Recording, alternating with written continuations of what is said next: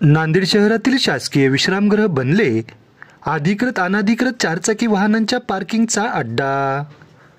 याबाबत सविस्तर वृत्त असे की नांदेड शहरातील शासकीय विश्रामगृह हे अधिकृत अनधिकृत चारचाकी वाहनांच्या पार्किंगचा अड्डा बनला असल्याचे चित्र आज सकाळी सर्रासपणे दिसून येत आहे।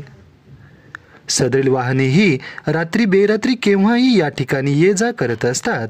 यावर कुणाचा अंकुश आहे की नाही ही बाब मात्र अद्याप कळायला तयार नाही। नेहमीच या ठिकाणी चारचाकी वाहनांचा मोठ्या प्रमाणामध्ये कळप दिसून येत आहे। आता यातील किती वाहने शासकीय व किती निमशासकीय वाहने आहेत, तसेच अधिकारी वर्गांची किती व कोणती खाजगी वाहने आहेत हे कळणे कठीण बनले आहे।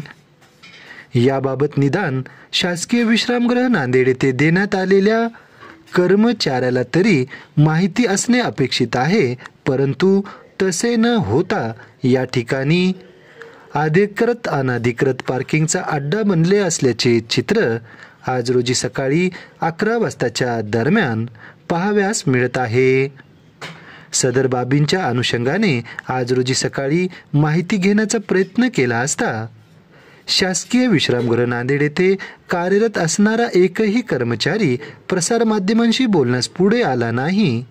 तुम्हाला काय माहिती विचारायची असेल ती आमच्या मोठ्या साहेबांना विचारा असे म्हणत सदरील कर्मचाऱ्यांनी वेळ मारून नेली होती।